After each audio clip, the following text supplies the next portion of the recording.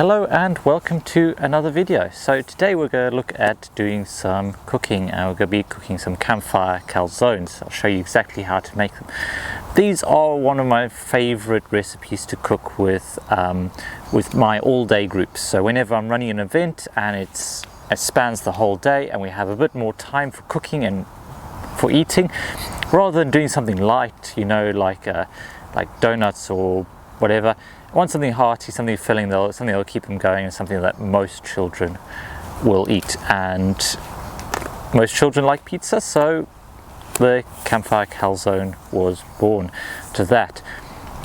So I'm going to run you through exactly what you need to make it, all the recipes and everything else, and then how to cook it, how to tell when it's done, and everything else. So if you'd like to learn how to make Campfire calzones, then keep watching.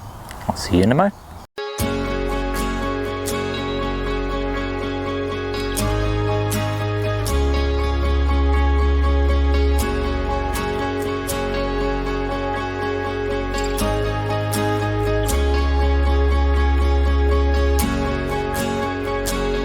So first of all, starting with the ingredients. It's a relatively simple recipe and you only need really a few different ingredients.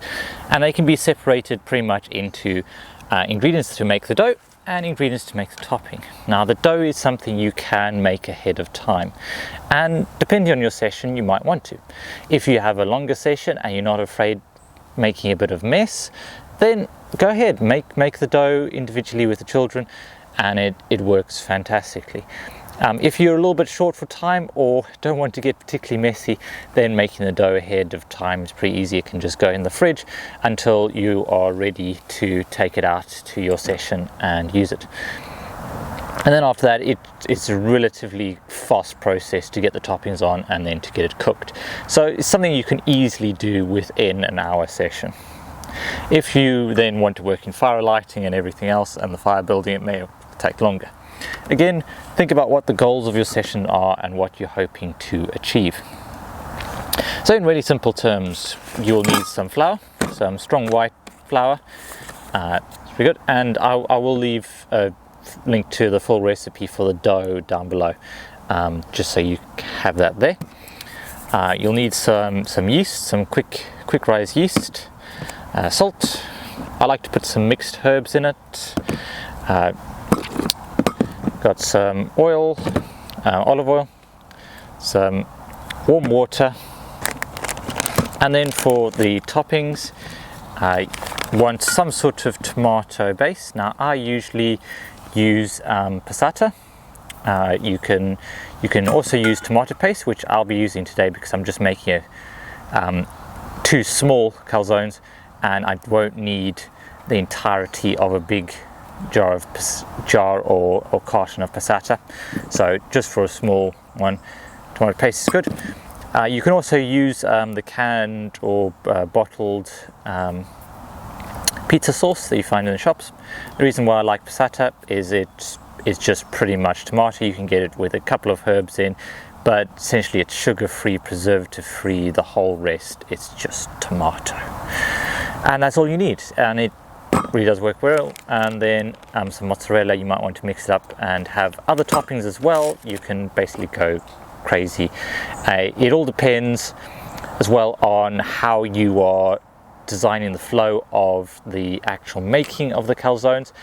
Do you want everyone to just make one and then everyone eats one and no one has theirs? Or do you want to try and keep them separate, in which case you can introduce different toppings, but that brings with it, of course, a whole lot of other problems. But we will get into that at another point. So for making the dough, now as I said, I will have a link to the full recipe down below, because I'm doing it from memory, because of course I had to forget the recipe this morning, left it at home, as well as measuring spoons. So I'm just going to do it by eye. So you can be as precise as you want, and I'll have links to all the precision bits below. So we're going to go for 1 cup of strong white bread flour. Go for about a teaspoon of sugar, salt, not sugar. I mean, sugar is not a bad thing, it'll feed the yeast. I'm talking about yeast. Go a teaspoon of yeast. Now this is probably the part that you want to be a bit more accurate with, but like I said, I'm just being forgetful today. Okay, then some mixed herbs. A tablespoon is probably good. And then about a tablespoon of olive oil, maybe more. I do sometimes prefer to have a little bit more. Go. And then you want warm water. So warm water will help with the yeast. If it's hot, if you remember back to GCSE science, then you don't want to kill all of the yeast. You want to basically right. And we're going for about a quarter cup.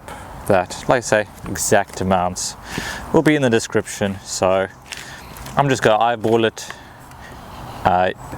Good tip, if you're working with children and flour and mixing stuff, don't give them a lot of water because they will pour it in straight away. I like to pour a little bit into a mug and then have them spoon it out of there.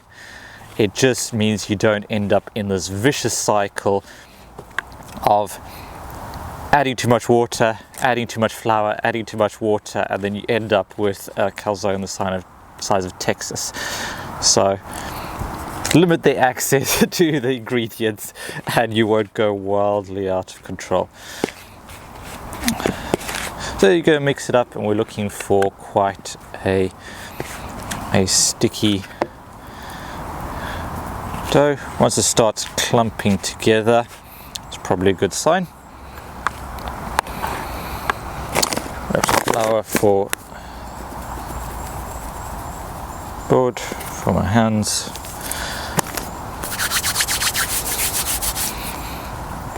It's a good opportunity to get your hands stuck into something. I used to be one of those people that couldn't stand having anything like mud on my hands, so on, but well, had to get over that pretty quickly. So we're just going to try and bring it all together. You can see already that this is probably going to be quite a messy process as soon as you involve children. So let's get it all in.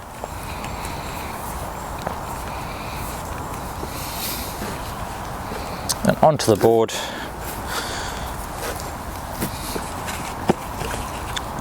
We're just going to fold in, rest. Now, if you do it at home, if you've got a nice mixer with a dough hook, you can mix up massive batches of this really quickly. Just pop the ingredients in, put the dough hook on, close the mixer, just bang it at it, just keep it going. So this is a point I do actually like to add a little bit more oil. I find it just improves the texture. You can tell I don't do a lot of baking because I'm very haphazard about that. Because yeah, I'm gluten intolerant, don't cope well with this, but you make sacrifices for working with the children and making sure they have good experiences. So this can all be prepared ahead of time. You can leave it to rise a little bit, or you can just use it straight out. Depends on how much time you have and the results you're looking to get.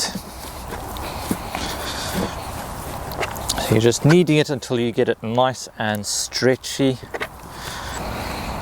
Once you've got it nice and stretchy and it's full, as I said, you can leave it to rise if you've got time, and then when it's done rising, you just pop it in the fridge and it'll last for at least 24 hours and it'll do just fine, and you'll still get a good finished product out of it. And then it's probably a good idea to portion it out. If you can just make slices into it and you can tear off bits. And then it depends on whether you're using this as a light snack for younger children or as a full meal for slightly older children, because these can be extremely filling. So I'm going to go about middle of the road. So like a tennis ball sized piece. Now of course with pizza dough you're supposed to stretch it out, not roll it out, but we've already established I'm a Philistine when it comes to baking, so let's just, this is also another nice exercise in motor control.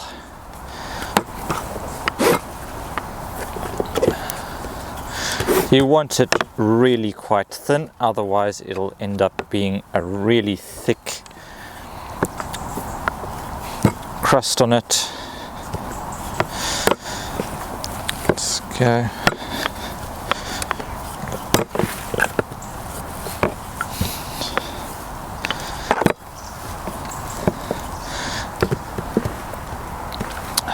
Go, and then we decide halfway point.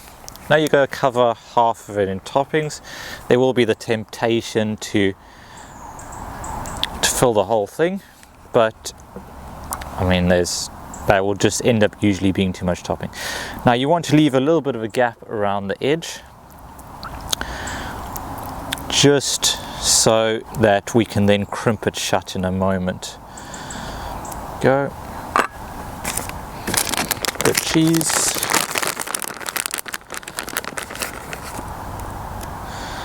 Now less is more here. You can end up with some quite chunky fillings, but you don't want to go massively overboard.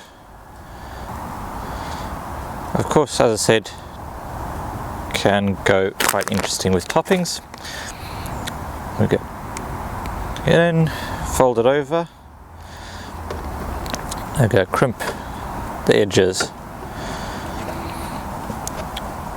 So just getting that dough folded over, folded together. This is where you're trying not to get that tomato sauce or tomato paste too close to the edges, but it doesn't matter if that does happen. We just want to make sure we seal it all in a nice solid pocket. Now this is a point where you can try and make identifying marks on it, prick a pattern in. It will rise a little bit, so some of those might become slightly less legible. If someone can work out a way to put silicon tokens on in these foil parcels or whatever, that would be the amazing way to do it. But I haven't found a good way to mark them apart from twisting the foil. But okay, so if we are using foil to cook these in, then you are going to want to oil either the foil or the outside of the calzone, otherwise the foil does tend to stick. So I'm going to oil one side, tear off a sheet of foil,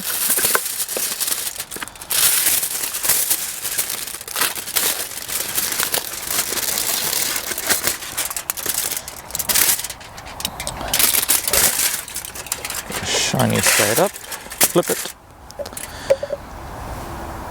This isn't as important if you're going to do it in a Dutch oven, but we'll talk about that in a little bit.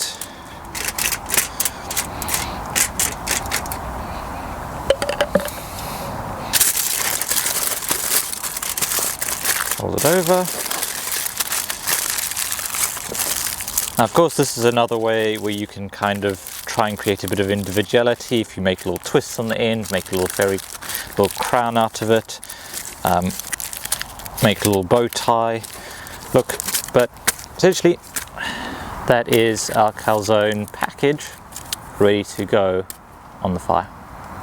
The next step is to get your cooking fire going. Now of course you can have this going already, so you can just have everything set up ready to go, and then just as soon as the children arrive, light the fire and get them preparing the ingredients and getting the calzones ready, and then by the time they're done, the fire should have burnt down. Because as with most things we cook on the fire, we don't want to be cooking over flames, we want to be cooking over embers. So we want it to burn down a bit to avoid instantly turning our calzones into charcoal. Now it's slightly different if we were to put them in a Dutch oven. So I feel that you get much better results if you bake them in a Dutch oven. You use it really as an oven. So you have heat on the bottom, you put some coals on the top, and you pop the calzones in there on a little trivet, and treat it like a proper oven, though you get some beautiful calzones about that. The only thing that I found there is that it is, unless you have a really big Dutch oven, you're going to be limited with how many calzones you can cook nicely at the same time. Whereas with a foil, you're limited basically by the size of your fire and how many calzones you can pile up. So Dutch oven works really well, brilliant idea, but doesn't scale as well. If you're only doing 3 or 4, then totally go for a Dutch oven. You get some beautiful results. Just get it heated up on the flames, and then by the time the fire dies down a bit, the oven will be hot enough. You can put the calzones in and then you can bake those. And either way, we're going to be looking at the same cooking process. So I'm just going to let this burn down a little further, and then we'll get the calzones into the embers. So as we can see, the fire's burnt down quite a bit, and as you notice, I've also got a kettle there. So that's a pro tip: if you have fire and flame going, try and get a kettle on it. Hot water is always useful to have. So I'm just going to down a bit, create a little pocket, these, and then might actually flip them where there's more of a double layer of foil down. Initial fire.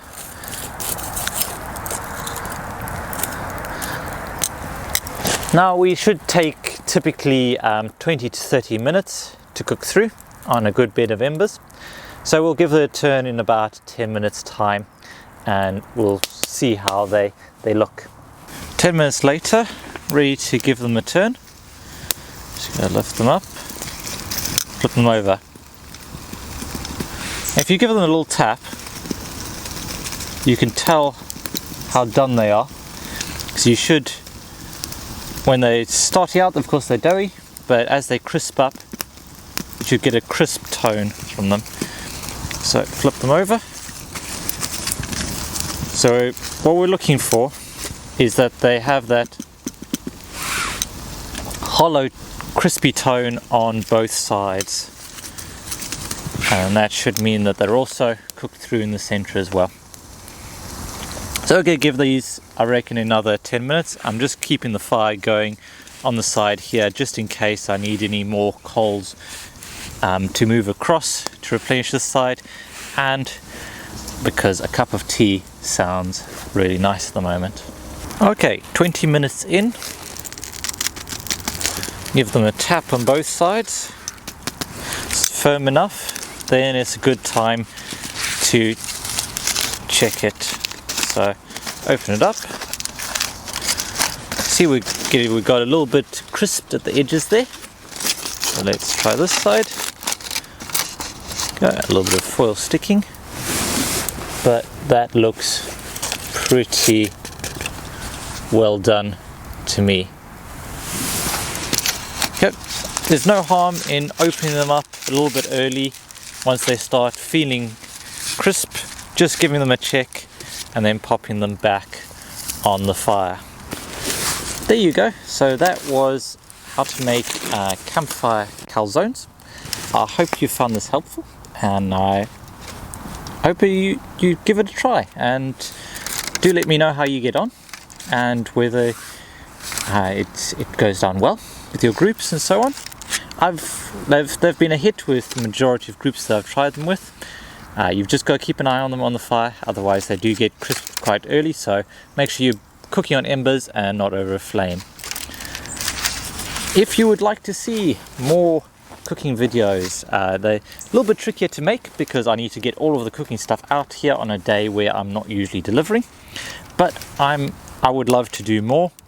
So if it's something that you guys want to see, let me know in the comments. Send me an email at info@brackenoutdoors.com, and you know that. Thank you so much for watching and listening, and remember to make the most of every day.